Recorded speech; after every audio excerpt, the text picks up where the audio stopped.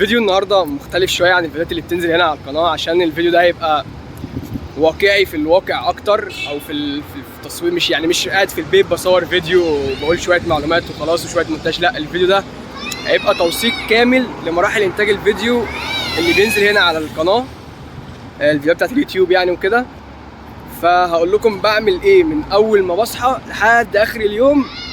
يعني لما بفكر ان انا اعمل فيديو يوتيوب، او لما بيجي لي بس فكره ان انا اعمل فيديو يوتيوب، فبعمل ايه اول ما بصحى؟ تعالوا هنشوف سوا. طيب، اول حاجه بعملها وهو ان انا بنزل من البيت. طبعا ما بفطرش اول ما بصحى عشان انا معدتي ما بتتقبلش الاكل اول ما بصحى.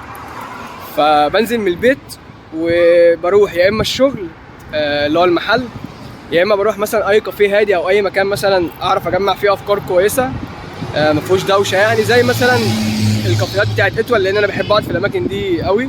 كافيهات اتول بالذات، مش اي كافيه. بس مش شرط يعني، عادي ساعات بروح اي كافيه، يعني مش حاجه معينه، بس المكان يكون هادي بس. فبس انا النهارده مش هروح كافيه، فهروح الشغل. والشغل بتاعي اللي هو في الشروق في المحل. لان المكان هناك بيبقى هادي والاجواء حلوه زي ما انتم شايفين. انا بحب اصور في الاجواء اللي زي كده. فقبل بس ما نعمل اي حاجه، عشان انا دماغي لسه مكلبشه، انا يا دوب بس كلت باتيه عشان اقدر اشرب كوبايه قهوه ما اشربهاش على معده فاضيه.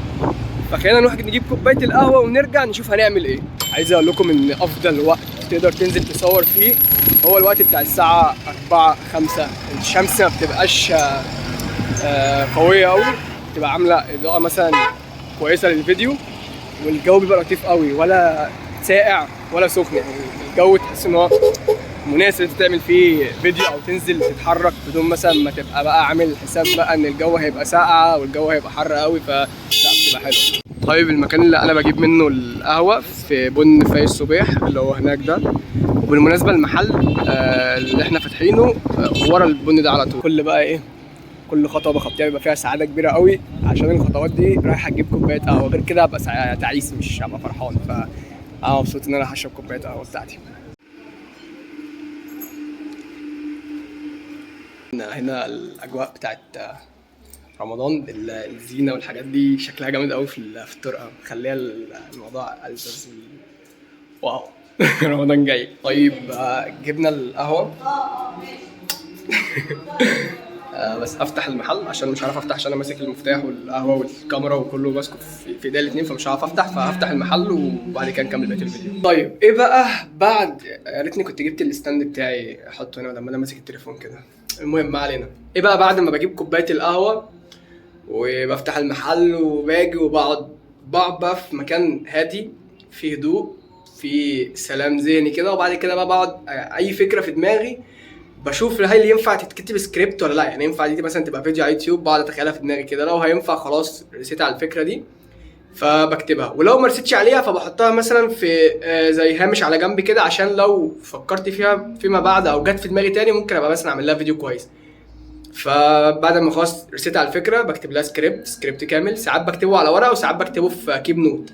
بكتبه على ورقه لما بحس ان الفيديو محتاج تفاصيل بقى ورسومات توضيحيه تفكرني انا عايز اقول ايه بالظبط او بالطريقه الفلانيه، فبكتبها على الكراسه بالورقه والقلم وكده. لكن لو يعني عادي سكريبت عادي ممكن اكتبه على كيب نوت وبقرا السكريبت من تليفوني التاني. بس في حاجه بقى عايز اقول لك عليها، لو انت لسه بتبدا محتوى او بالفعل بتعمل محتوى، ما تغلطش الغلطه اللي انا بعملها، اللي هو انت كل يوم بتكتب سكريبت وبعد كده بالليل بتصوره. لا، يعني حاول تكتب سكريبتات كتير قوي، بحيث ان انت عندك افكار كتير او مخزون من الافكار. وبعد كده خصص لهم مثلا 3 4 ايام في الاسبوع صورهم كلهم، عشان يبقى عندك مخزون، عشان لو لا قدر الله حصل معاك اي ظرف ما قدرتش تصور يوتيوب، ما قدرتش تكتب سكريبتات بتاع، فيبقى عندك تبقى مأمن نفسك خلاص في كل 3 4 ايام مثلا في فيديو هينزل، او على حسب الجدول اللي انت عامله ليك. فنصيحتي ليك اكتب اكتر من سكريبت، وحاول تعمل مخزون من الفيديوهات يكون عندك احتياطي يعني. نحاول نحط الستاند هنا كده، بس الاضاءه تقعد تعكس الكاميرا، فاحنا هنعمل بقى ايه، نثبتها عليا كده. بس مش احسن حاجه، بس خلاص. انا لا، ثواني كده، كده احلى بكتير.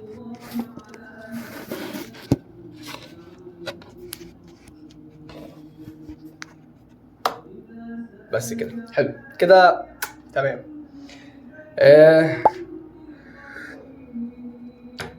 بعد ما بكتب بقى السكريبت خلاص، وجمعت مثلا كذا سكريبت. انا الفتره دي بعمل سكريبت واصوره، يعني ما بقاش عندي مثلا مخزون من الفيديوهات او السكريبتات، بسبب ان انا مشغول شويه في المحل، بنوظف فيه، بننزل بازارات بتاع، بنعمل شويه حاجات كده، فممكن اكون مضغوط شويه الفتره دي.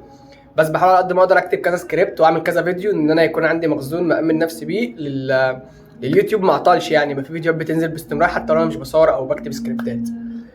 بس بعد ما يعني مثلا نفترض ان انا دلوقتي كتبت السكريبت، بعد كده بروح البيت الساعه مثلا 8 9 بالليل، لان ده الوقت اللي انا بحب اصور فيه، ولو عندي فيديوهات بمنتجها ده الوقت اللي بحب امنتج فيه. هو انا كائن ليلي، ما بعرفش اشتغل ولا اركز ولا اشتغل بتركيز قوي الا في الليل مع كوبايه القهوه مثلا او كوبايه الشاي، وبعد مثلا اصور او امنتج وبس. فيديو النهارده بقى خفيف لطيف مش معقد. استنوا ثواني عدل الكاميرا عشان الستاند بتاعي مش مظبوط. حلو كده. الفيديو النهارده خفيف لطيف مش محشي معلومات سوري.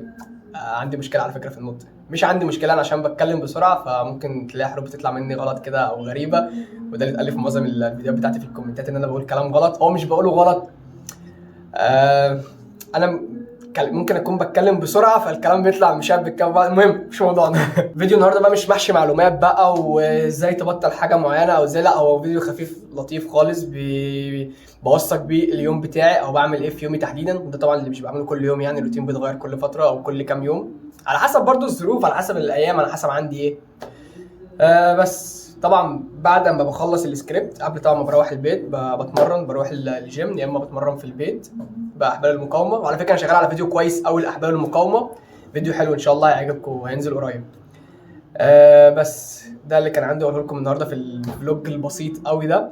لو حابين تعرفوا اكتر عن كواليس الفيديو بعمل ايه بالظبط، فانا ممكن اوريكم يعني بالتفصيل في الفيديوهات اللي جايه انا بعمل ايه بالظبط نظر. يعني ممكن اوريكم مثلا بمنتج ببرنامج ايه الحاجات اللي بستخدمها، امكانيات الكمبيوتر بتاعي، بستخدم سوفت بوكس ولا رينج لايت، بستخدم مايك ايه. بالمناسبه انا بستخدم المايك ده ساعات اللي هو الكي 8، وساعات بستخدم بويا بي ام 1. بس انا حاليا بستخدم بويا لانه حاسس ان هو انقى شويه وبيطلع الصوت حقيقي اكتر عن ده مكتوم قوي بسبب ان هو بيعمل العزل قوي ومكتوم قوي، والكواليتي بتاعته مش احسن حاجه. بس لحد ما اجيب مايك احسن منهم هما الاثنين يعني قريب ان شاء الله. فلو حابب تعرف كل التفاصيل او كل الحاجات دي قول لي في الكومنتات تحت، وانا هعمل لك فيديو تحفه في كل حاجه حرفيا، بس متصوره بقى معايا مثلا كاميرا مان بيصورني وانا بروح مثلا الكافيه او باجي مثلا هنا الشغل، وبعد ما بكتب السكريبت وبعد كده لما بروح البيت وبقعد بقى بجهز المكان التصوير وبتاع، لان في البيت فاكيد مش استوديو يعني حاجات بتفضل ثابته، لا بتتشال وبعد كده بجيبها تاني. فاوريك مثلا انا بجهز بقى الاضاءات والمايك، وازاي بعمل الخلفيه اللي ورايا والاضاءات اللي انا بحطها دي كلها، وازاي بجيب النور اللي هو بيبقى على الشمال هنا الاصفر اللي انا جبته دوت. فكل ده لو حابب تعرفه بالتفصيل عشان تنتج فيديو، فانا ممكن اقول لك عادي يعني ممكن اوريك الكواليس دي كلها. وبس ده اللي كان عندي اقوله لك النهارده في الفيديو. اتمنى يكون عجبكم الفلوج الخفيف ده، واشوفكم في فيديو جديد.